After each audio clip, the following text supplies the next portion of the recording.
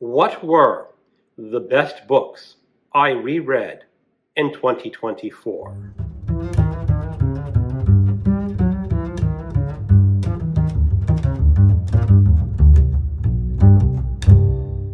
Hello, welcome to my channel, another Bibliophile Reads. My name is Greg, and this is the fourth video in a series of the worst and best books that I read in 2024.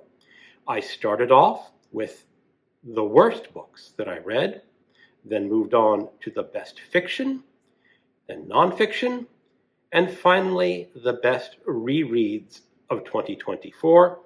I did separate out rereads because if I did not do that, they would certainly dominate the best of lists in almost all categories, except the worst. So what did I read? The list is not exactly ranked from least liked to best liked. The final three books, they will be my top three rereads, but the other books on this list are a little bit interchangeable.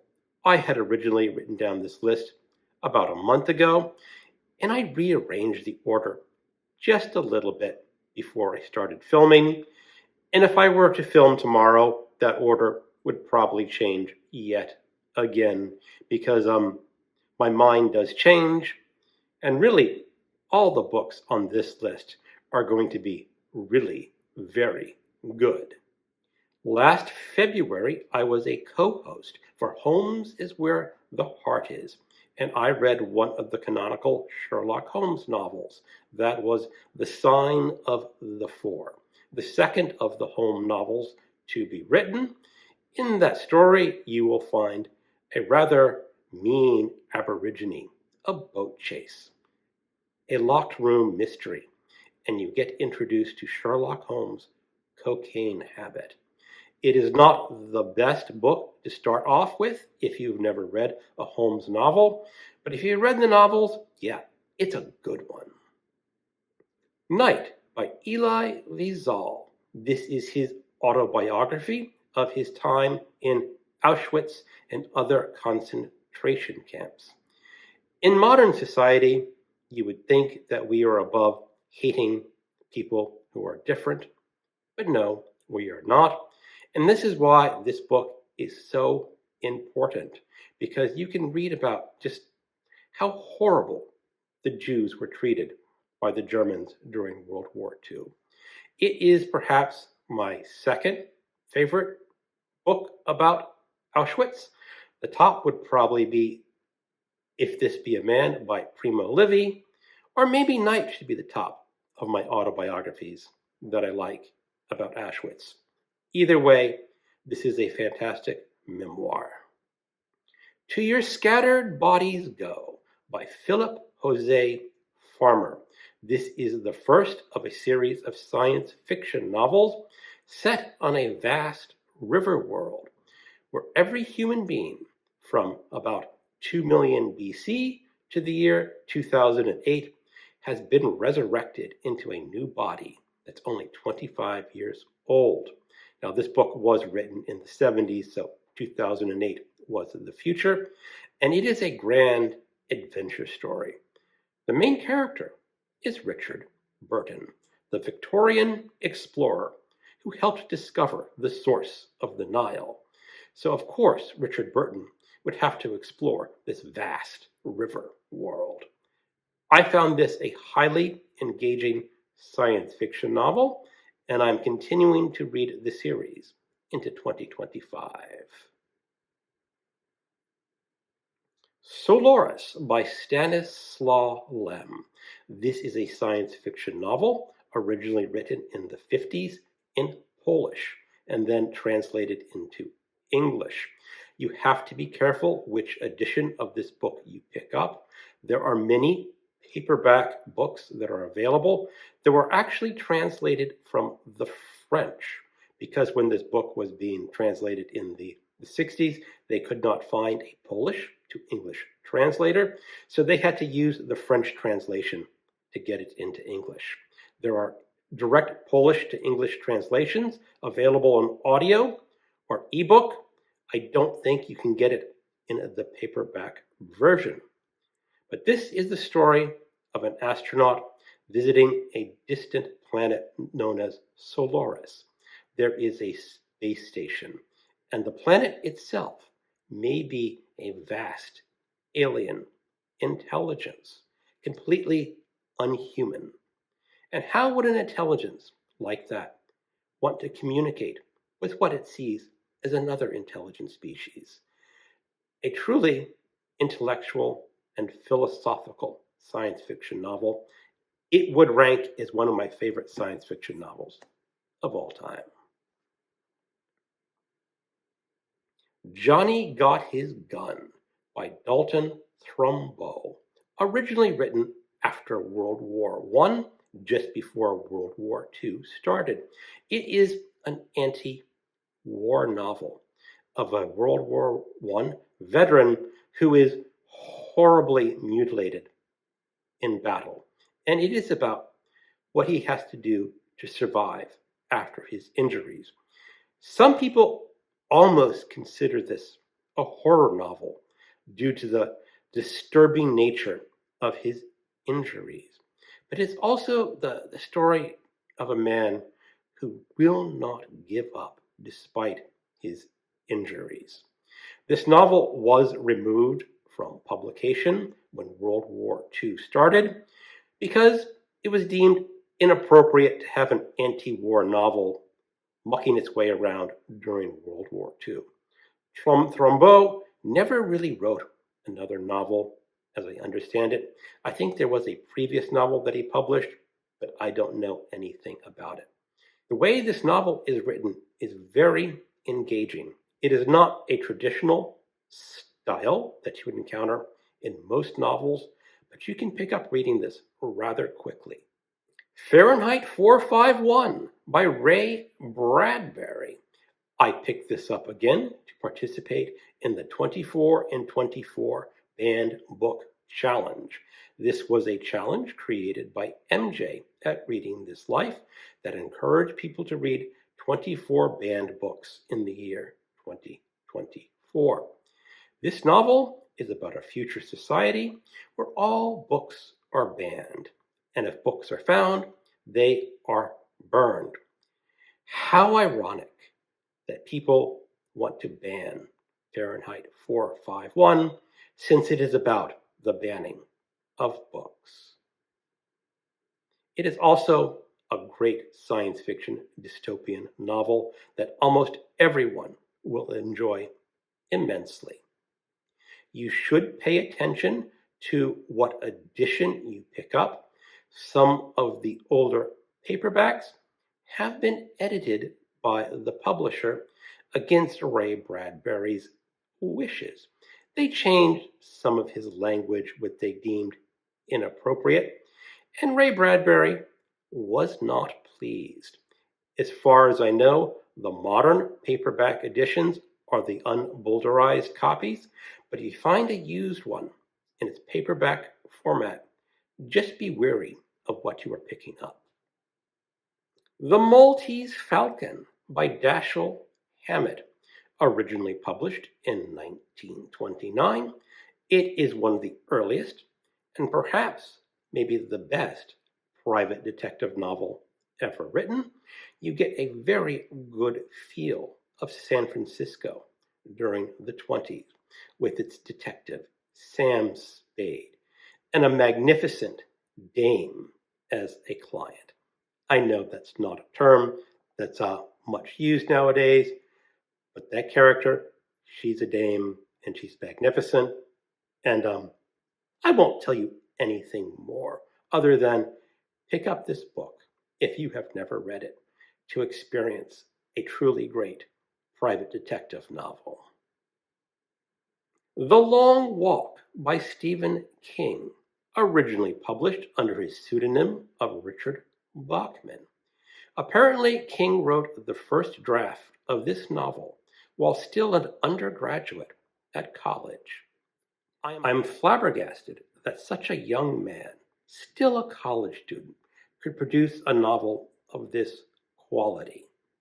Perhaps he revised some of the rougher edges when he was an adult and more established author, but nonetheless, this novel will captivate you as a reader. It is a dystopian science fiction novel. It is the story of a sporting event of sorts. And it is King's criticism of the Vietnam War, about how they were just throwing away lives of young men for no reason whatsoever. But don't let the politics of King, of the Vietnam War, dissuade you from reading this book. It is, in and of itself, just a great story with some truly fabulous characters under a very stressful situation. Do read it. Fatherland by Robert Harris. This is a mystery novel set in an alternative history where Germany won World War II. It is set in the 60s. The main character is a police detective. He is sent out to investigate a dead body found in a lake. The body turns out to be a very high-level Nazi member, one of the earliest founders of Nazism. But he is told, don't investigate this death. Of course, the detective has to investigate this death. But what makes this novel truly good is, one, it's a good mystery story. It's just police detective solving a crime against the will of the powers that be. It could always be a great detective story. And two, the alternative history that Germany has won the war. And what would the world look like if Germany had won? And how would a police investigator, a detective, operate under those conditions? Because you've got the Nazi Party looking over your shoulder at every move that you make. And there's a big secret that this detective is going to have to uncover. And it's just not the murder of this one body. Cat's Cradle by Kurt Vonnegut.